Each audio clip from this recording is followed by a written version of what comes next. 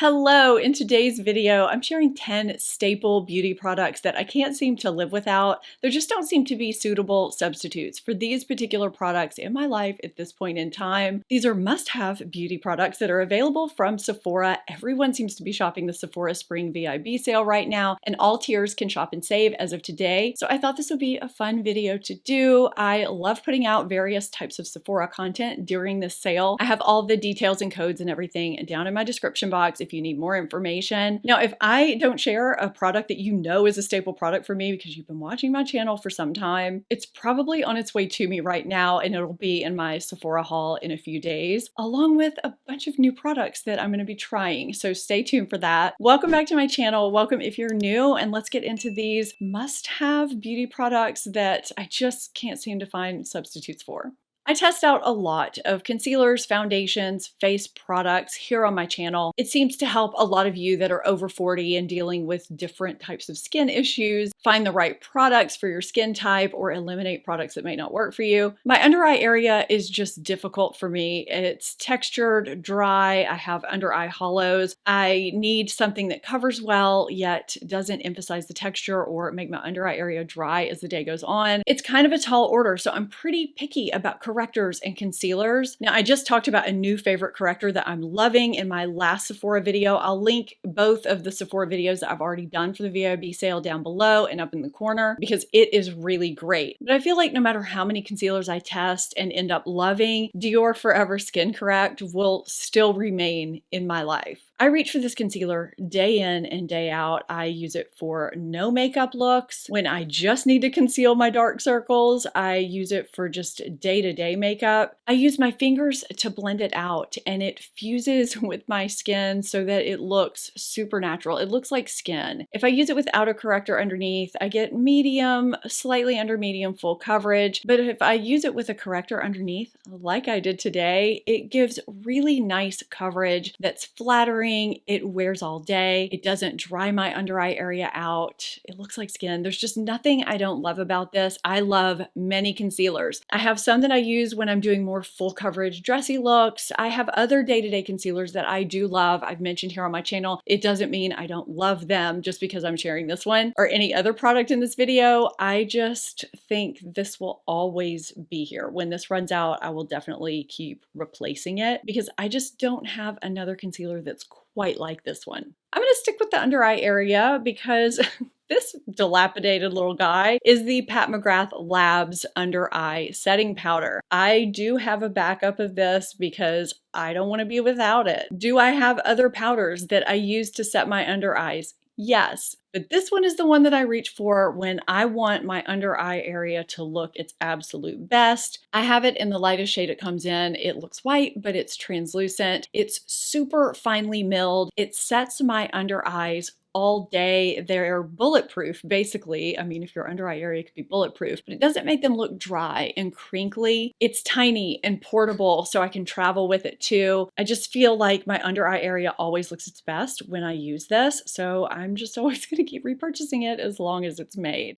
I had kind of a panicky moment the other day when I couldn't find this next product. I went to go use it. It was nowhere. I remembered I had a backup, thankfully, and I realized at that moment how much I didn't want to be without this product. That's kind of what gave me the idea for this video. But there's just nothing that does for me exactly what the Kopari Starry Eye Balm does. I don't know if I've heard anyone talk about this product before, and I can't live without it. I think it's hugely underrated, especially if you're over 40 or if you have dry textured under eyes. This is an extremely lightweight balm oil type product. It has coconut oil, which helps nourish and hydrate, but it also has coffee oil, which helps depuff because of the caffeine, but it also helps with the natural circulation under the eye, which helps the appearance of dark circles. It also has hyaluronic acid, which helps hydrate and smooth the appearance of fine lines and wrinkles. Sometimes my under eye area is drier than others. I'll do my skincare in the morning, apply my eye cream, and I'll sit down to do my my makeup, and by the time I go in to do my under eye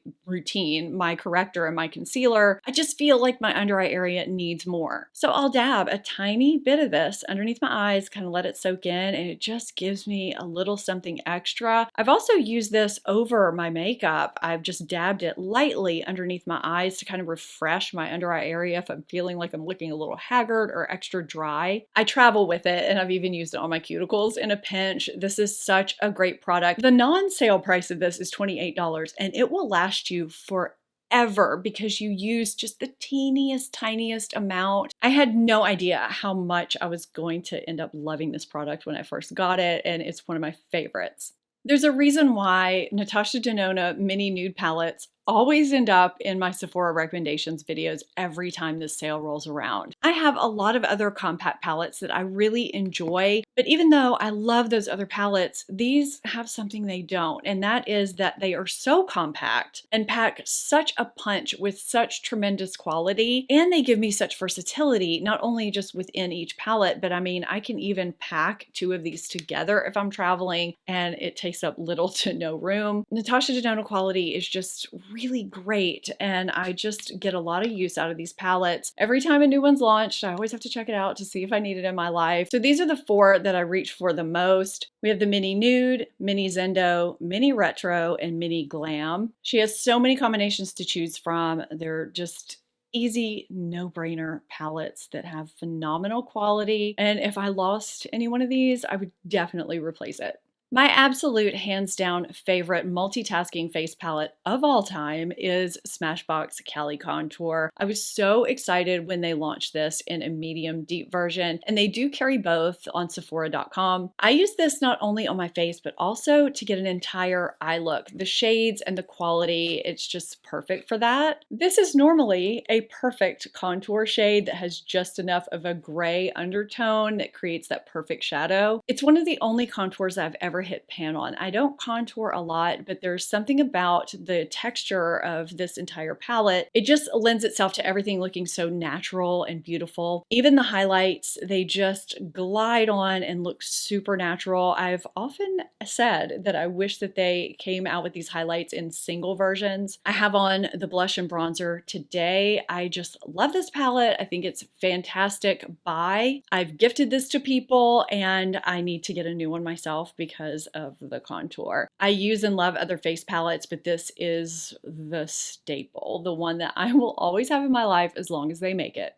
I have quite a few setting sprays in my life, both drugstore and high-end, that I really like, but I don't have a single one that does everything for me the way Charlotte Tilbury Airbrush Flawless Setting Spray does. You know, a lot of people use a face mist like MAC Fix Plus or, rose water spray to kind of meld their makeup together after it's applied and to take away the powdery look. Well, this seems to do that, but in a setting spray that doesn't contain alcohol, so it doesn't dry your face out, at least it doesn't mine. It doesn't remain sticky. It's basically like you spray your face, it dries down, and it feels like nothing, and yet your makeup remains bulletproof all day long, and everything just looks so much better than right after you applied it. It's some kind of magic in a bottle. I have a travel spray that I travel with, and this is my second bottle of this one. In the summer here in New Orleans, when your makeup can melt off your face just walking from your car into a building, a product like this is indispensable. Plus, the spray is like a cloud. It's just perfect.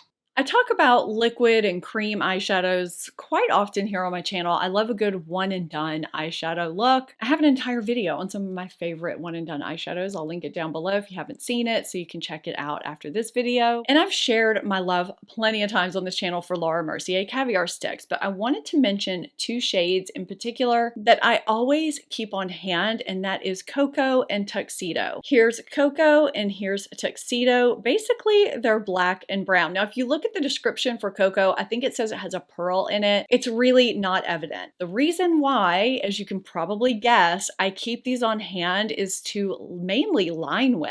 The one and done shades that I use all over my lids, I'll use various brands, but there's something about the texture and the consistency, the blendability, and the staying power of her caviar sticks that really lend these two shades for me to be great basic eyeliners. Even though I have regular eyeliners, these just work really well because of how well they smudge. You can see both of mine are basically flat right now. So you can take them and scribble that edge right along your lash line and then smudge it out with a pencil or a flat liner brush if you want to. But what I do the most is take my eyeliner brush and dip it right into the product and kind of wiggle it around. And then I use my brush to line, whether I'm tight lining with a flat brush or using an angled brush to be kind of precise, or smudging it out with a pencil brush. I still use regular eyeliners, but these give me a little bit more flexibility if I'm in a hurry or if I want to go a little bit smudgier and maybe take it into that outer third or not. It's just something I've gotten kind of used to. I love it. And they set down and they're budge proof for the entire day. I never have to worry about them whatsoever. There may be other deep shades that I should probably look at for lining, but I really just love having them on hand. If I lost one, I would definitely replace it. For a long time now, the Origins Original Skin Retexturizing Mask with Rose Clay has been one of my top, if not my top face mask. It's kind of a 2-in-1. It draws out impurities, but it also exfoliates and boosts radiance. My skin always looks better the next day after using this. It's got Mediterranean Rose Clay, Canadian Willow Herb, and exfoliating jojoba beads, which you really don't notice because it dries down. I mean, it's a mask. I just find when my skin is looking not its best, when it needs a little reviving, or if it's just not very clear, if my pores need a little refining, this does the trick every time and it never dries my skin out. A lot of clay masks do make my skin feel dry and tight, and this never does. Even though on the website it does say it's better for normal to oily skin. I have used it when my skin has been kind of dry, when it's been really cold, and I've never had a problem with it. I've just not used another mask that does everything that this does. I have individual masks that will do some of the things or one of the things at a time, but this clears my skin, it refines my pores, it makes my skin look glowy and radiant and super soft. I just love this. I don't know how many tubes I've gone through. It does have new packaging now. This was a backup that I got before they changed the packaging, and I just realized I didn't place this in my Sephora order, so I need to tonight because this one is on its last legs. This is my second bottle of Moroccan Oil Mending Infusion. I adore this product and didn't even know it existed before my stylist told me about it. Was it 2 years ago? I don't know. I'm just grateful she did. I have a lot of trouble with flyaways, and this is the only product that I've ever found where I can liberally apply it and it tames the flyaways, but it never weighs my hair down or makes it look greasy. So it's got this kind of lotiony, light texture. I rub it between my hands. I don't even know if I really have any flyaways right now, but you can just smooth it over your hair and it kind of takes care of everything, and it's like you never put anything in your hair, yet it does the job. I don't understand how it works. I just know it does. Now, it's actually created for split ends to help them look a little bit better if you have a split end issue, or if your hair looks a little dry down at the bottom. I use it for that too. I have fine hair, and a lot of products that take care of split ends and, kind of finish off your hair can really weigh it down or make it look greasy really fast. I can apply this multiple times a day and it never gets gunky. I don't understand it. I'm just grateful to have it in my life because I needed something like this, but I couldn't find it. It's perfect for my type of hair. I even decant a little and keep it in a container in my purse or in my travel bag, just in case I get some flyaways while I'm running around. It's a really great product if you haven't tried it, and a little goes a long way, so it does last a long time too.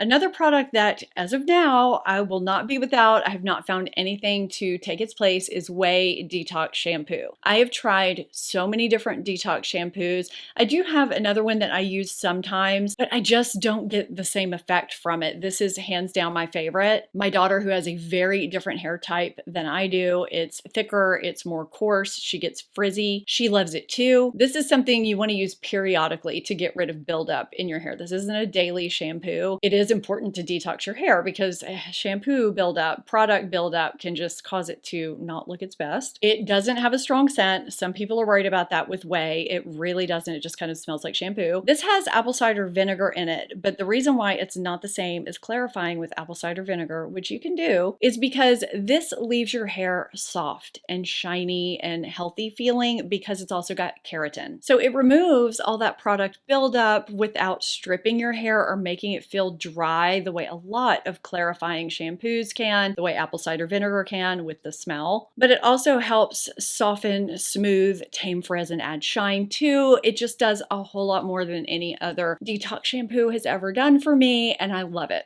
Let me know in the comments down below what you're planning to get or what you've already gotten from the Sephora Spring VIB sale. I always love hearing what you get. Sometimes it gives me ideas for things to try. I hope you found this helpful and enjoyable. If you did, I would really appreciate it if you would give it a thumbs up and subscribe if you're not subscribed already. If you're looking for more recommendations, I'll have my What to Buy from Sephora playlist here for you, and that has my last 2 videos for the Sephora Spring VIB sale, as well as past videos with some great recommendations in there. Thank you so much for watching. I really appreciate it. I'll see you next time. Bye.